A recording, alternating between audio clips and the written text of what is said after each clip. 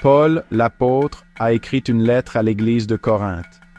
Cette lettre, connue sous le nom de Première Épître aux Corinthiens, abordait de nombreux problèmes auxquels les premiers chrétiens étaient confrontés. L'un de ces problèmes était le mariage et le célibat. Dans le chapitre 7, versets 1 à 40, Paul offre des conseils sur ces questions. Ces paroles sont toujours d'actualité aujourd'hui, nous rappelant le plan de Dieu pour nos relations et nos vies. Paul comprenait la culture de Corinthe. C'était une ville connue pour son immoralité. Il savait que le mariage était une institution sacrée, conçue par Dieu pour protéger son peuple. Paul a enseigné que le mariage était une protection contre l'immoralité sexuelle. C'était un moyen pour les couples d'honorer Dieu avec leur corps et leur amour. Les enseignements de Paul sur le mariage et le célibat n'étaient pas censés être pesants. Il voulait que les Corinthiens fassent l'expérience de la joie et de la liberté qui découlent d'une vie abandonnée à Dieu. Mariés ou célibataires, le message de Paul était clair. Dieu a un plan pour chacun de nous. Dans un monde qui célèbre souvent les relations amoureuses, le célibat peut parfois être considéré comme un état moins désirable. Cependant, Paul présente une perspective différente. Il qualifie le célibat de don, un appel unique de Dieu. Paul lui-même était célibataire et considérait cela comme une opportunité de servir le Seigneur sans distraction. Le célibat, selon Paul, permet une dévotion totale à Dieu. Sans les responsabilités du mariage, les célibataires peuvent se concentrer plus intensément sur la prière, le ministère et le partage de l'Évangile. Ils ont une liberté et une flexibilité que les couples mariés n'ont peut-être pas. Cela ne signifie pas que le mariage est découragé. Paul souligne simplement les avantages uniques du célibat.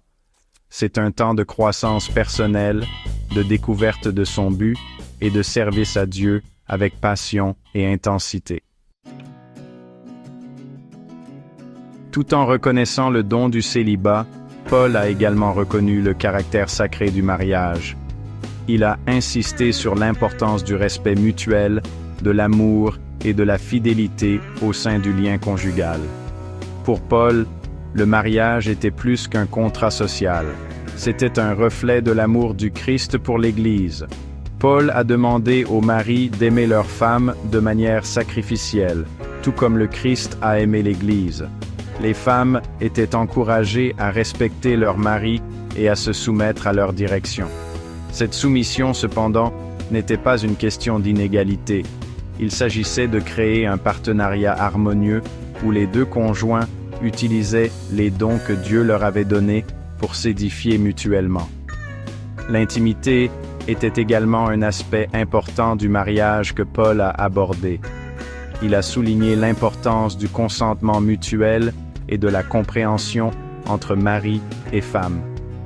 L'intimité physique était un don à partager dans l'alliance du mariage, un moyen d'exprimer son amour et de renforcer le lien entre mari et femme.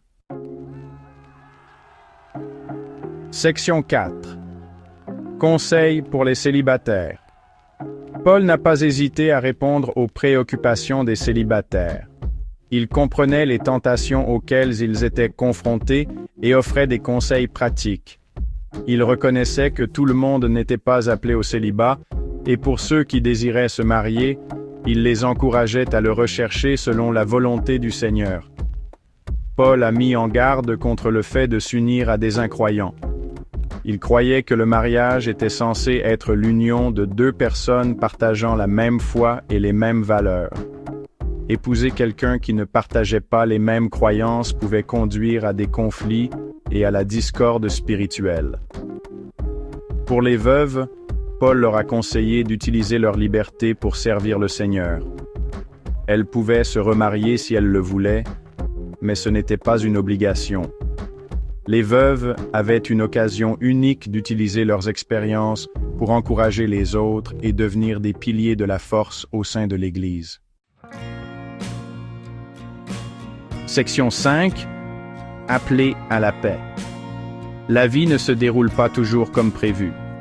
Paul a reconnu qu'il y aurait des moments où les mariages seraient confrontés à des défis, même au sein de la communauté chrétienne. Il a abordé la situation spécifique des croyants mariés à des incroyants en offrant des paroles de réconfort et des conseils. Paul a exhorté les croyants dans de telles situations à rester dans leur mariage si possible. Il croyait que la présence d'un conjoint croyant pouvait être une influence positive sur le conjoint incroyant. Il leur a rappelé que Dieu nous appelle à vivre en paix, même dans des circonstances difficiles. Il a également souligné que les enfants de mariage mixte étaient considérés comme saints aux yeux de Dieu. Les parents étaient encouragés à élever leurs enfants dans la foi, sachant que la grâce de Dieu était suffisante pour eux. Section 6. Vivre avec l'éternité à l'esprit. Tout au long de sa lettre, Paul a insisté sur l'importance de vivre avec une perspective éternelle.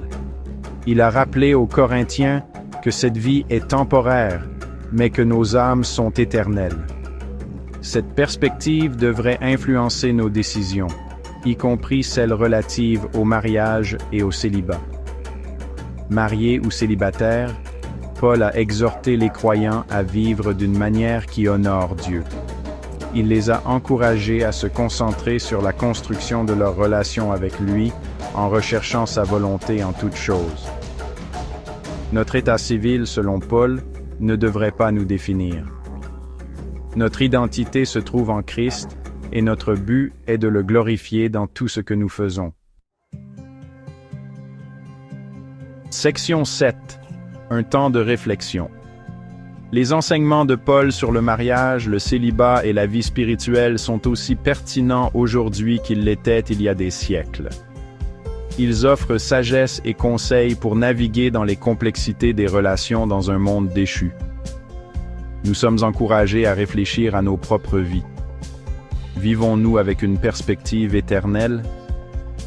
Honorons-nous Dieu dans nos relations?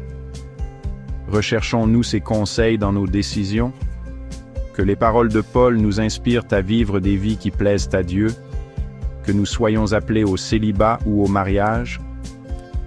Puissions-nous rechercher d'abord son royaume et sa justice, confiant qu'il fera concourir toutes choses à notre bien.